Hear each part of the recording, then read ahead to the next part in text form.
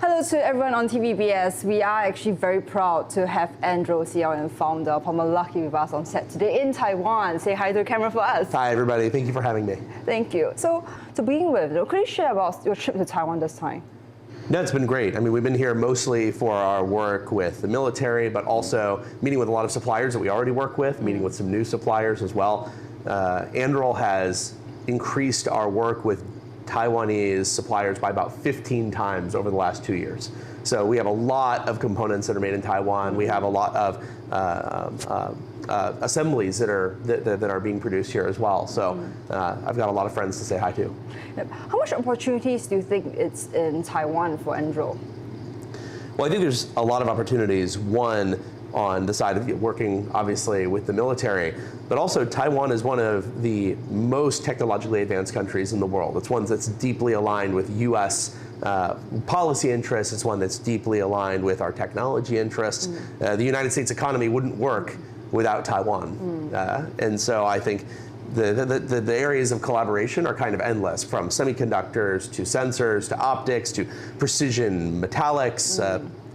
Even to certain technologies, I won't say exactly what they are because I don't want my competition to find out. But there's certain things that you can only buy in Taiwan, certain advanced technologies that don't even exist in the United States or anywhere else. And so I want to leverage those advantages to make better products. You made the headlines last year because you actually came to personally meet with the Minister of National Defense, Beng Seung-Koo, where Altus drones were actually delivered. But there's been some debates in Taiwan over the past few months about the Altus drones capabilities. Because we actually have seen its performance, both good and both bad on the front lines. I've been following it very, very closely, and I follow the Taiwan press about our company very, very closely. To be honest, it's been a little frustrating because a lot of the press that I'm seeing, they're referencing problems with Altius that did exist when it was first deployed in Ukraine years ago. And I mean, I'll admit, it wasn't just Anduril, it was really most US munitions when they actually went toe-to-toe with Russian jamming systems, Russian electronic warfare systems, had problems with navigation, we had problems with communication. The difference between us and a lot of other companies is that we stayed in Ukraine and fixed those problems. So we were in Ukraine the second week of the war. We were there continuously with people, hardware, and software updates. We figured out how to break the Russian electronic warfare. We figured out how to make navigation work completely without GPS. And Altius, the product, is very different today from Altius of 3 or 4 years ago when it first started running into these challenges. And so people have said, oh, there were these challenges in Ukraine. Those were real challenges. But there's a reason that Ukraine continues to buy them, that the U.S. continues to send them as part of U.S. aid packages, that countries like the United Kingdom have continued to send. We actually just sent our last truckload of Altius, which was strongly requested by Ukraine last fall. So we're still sending large numbers of these, and we're responsible for destroying. Altius specifically is responsible for destroying hundreds of millions of dollars in Russian hardware. So I'm very proud of its performance. And so, of course, you can see where it's frustrating where I read, oh, there's been reports that it has problems in combat. And I'll say, if those problems still existed, Ukraine wouldn't be buying them. They wouldn't be requesting them. The United States Army wouldn't be doubling down on its investment in Altius either. So what I'm trying to say is that in the latest FMS to Taiwan, Altus 600 and 700 is part of the package too. So what I'm trying to say is that Altus is not only going to sell this to those to Taiwan, but you guys are going to be here to ensure that they function. That's right. Yeah, that's right. That's right. Okay. Because I mean, when we look at Taiwanese capabilities, we actually, in a very recent debate in Taiwan is what's the percentage of domestic drones and also foreign drones? Do you have a perfect number in mind? I mean, I think the perfect number would be that Taiwan is able to make everything that it needs on island using on-island resources, because you might end up in a situation where you're not able to have continuous resupply. You look at Ukraine, it's very different. With Ukraine, we can continue to resupply them through Europe continuously through a war, even through an invasion scenario. That might not be the case with Taiwan. And so I think it's actually even more important for things to be built natively in Taiwan. Now, we're actually working on doing more of that. I want to be able to manufacture Anduril systems in country in Taiwan, not just for Taiwan, but even to the level of having enough production capacity to sell back into the United States, back into other countries as an export partner. political reality has changed over the last few years. I think in the past, the US position was buy from us, buy from us, buy from us, don't make your own things. The US has so much need and so much demand and is so far behind on deliveries of weapons to partners. I mean, what's the average delay, I think, between, I think FMS typically takes 7 years from US to Taiwan. We need more partners just to help us meet the demand in general. And so I think the new view in the US is build in the US, build in the US, build in the US, and build in all of these partner countries, and try to build as much as we can. So you mentioned about investing in Taiwan and manufacturing in Taiwan. And meeting with Taiwanese partners this time to see how is that viable. I mean, not only setting up an office, but having a manufacturing factories in Taiwan. Well, the majority of the hiring that we're doing in Taiwan is engineers. So it's not like salespeople or office managers. It's primarily engineers who are doing designing and manufacturing and real technical work. I think that we have a small presence here. Mostly we've been working with contract manufacturers that are based in Taiwan, component companies that are based in Taiwan, machining companies that are based in Taiwan. I want to have a much larger manufacturing presence in Taiwan. We haven't been able to find the perfect thing to justify that yet. So, for example, we have a facility in the United States called Arsenal One that is almost 1 million square meters. It's a huge facility. We have not found the right thing to build a similar thing here, like like an Arsenal T.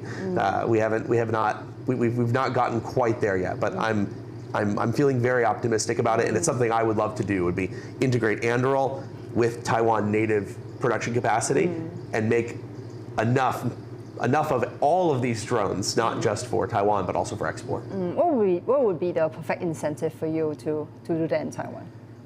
It just has to be that the government is procuring something that can justify that level of scale. We're willing to invest huge amounts of our own money. Like with Arsenal One, the government didn't pay us to build that factory. We spent $900 million US of our own money building that factory before we even had the contract for the thing that it is now building. And so we're willing to invest huge amounts of money, billions of dollars US, if we have the right way to actually make use of it. In other words, my investors won't let me spend $1 billion on a factory that sits empty. But if I can keep it busy, they're happy to let me invest. I want to move on to your partnerships with ANSYS. Especially the underwater drone that they actually display to the media and also to the U.S. senators and congressmen when they visit. It is a very nice image of this big orange drone, and people in Taiwan were actually very interested in that. So could you actually share with us more about your partnership with ANSYS, including that drone? Well, we've had a very good relationship with ANSYS over the last few years. And in fact, a lot of the relationships that we have with other commercial vendors, commercial partners, and manufacturing and component partners actually came through ANSYS because they have this deep relationship with Taiwan industry. And in particular, vendors who are building things without dependence on PRC supply chain, which is very critical for arms items. So we've continued to work with them, not just on that, but also a variety of commercial applications of our technology. A lot of people think of Anduril just as a military company, but we actually build things like underwater systems for subsea inspection, for oil and gas, for subsea infrastructure maintenance, repair, and monitoring. And they've been a great partner with that. One criticism that ANSYS sometimes receives in Taiwan is regarding like how good their system is. And I'm just very curious, how does Anduril feels working with them? Like what you guys actually talk about in terms of knowledge sharing? I mean, I have nothing. I have no criticisms. I've had a great time with all the people. I mean, obviously, I can't speak for every criticism everyone may have had of an organization. People have made pretty good criticisms of my organization, us, and sometimes things go wrong. But in general, we've had a great relationship with ANSYS. So I've not run into any problems where their stuff's not working or where they're idiots. They're sharp guys. Do you have any more interesting projects that you can actually preempt us on your works with ANSYS? Sorry. It's probably inappropriate for me to say before anything is too real. I always try to keep things very, very real. I like to talk about things that are definitely happening, really moving forward. Otherwise, people think I'm a dreamer with my head in the clouds. But I think that a big opportunity is going to be products that are built with combination Taiwan and US supply chain for government agencies that cannot depend on products that use PRC supply chain. So for example, don't even think weapons. Think things that are maybe a little more boring to the average person. Think about your Wi-Fi router or your TV or your laptop computer. There's opportunities for us to build a parallel supply chain that is good for the US and good for Taiwan, deepens the relationship, and makes it so that the US and Taiwan are not dependent on PRC supply chain. And I think that's good in a kind of a wartime scenario, but it's especially good in a pre-war scenario because it means that everyone knows we're not as dependent on them, right? It gives more room for diplomatic levers to be used when they know that China doesn't have the ability to, hypothetically, turn off the supply of all computers or phones to the United States. So I think that's, I know that's a big picture thing, but I'm working on specific items in that area, and I think it's going to take close collaboration between agencies like NCIST, Taiwan, the US, and companies like Anduril to make this happen. I just want to move on to the idea when you talk about the supply chain, what we in Taiwan call the non-red supply chain. Yeah. Meaning exactly. I want to apply the idea of non-red supply chain, not just to weapons, which is where everybody really talks about it. Also, even drones, they understand the security risks. So they say, non-red supply chain for drones. I want to see non-red supply chain for all of the essentials of everyday life, all of the things that we need to maintain our quality of life on a day-to-day basis. And maybe that results in price increases. Maybe that results in certain capabilities not being quite as good. I mean, China has a really powerful manufacturing machine, but I think it's good for the world for non-red options to exist across all critical items, not just weapons. Do you believe that non-red supply chain is going to continue to be an issue or something that is still very, I would say, appealing to the people in DC? I think it will be an enduring issue, and it's across all political parties. The libertarians believe in this. The Green Party believes in this. The Democrats believe in this. The Republicans. So the large parties and the small parties. There's nobody who thinks that we need to have more dependence on China because they know that we're giving them leverage in this case. It's easier for them to negotiate with the United States and get their way when, if we don't do what they want, they could basically shut off a lot of our critical industry and shut off a lot of our critical supply chain. Not just for computers. Think about things like cars. A lot of automotive manufacturing happens in the US, but it's based on red supply chain. And so there's a strong push to get away from red supply chain. I think that will be an enduring issue for the next 10, 20, 30 years.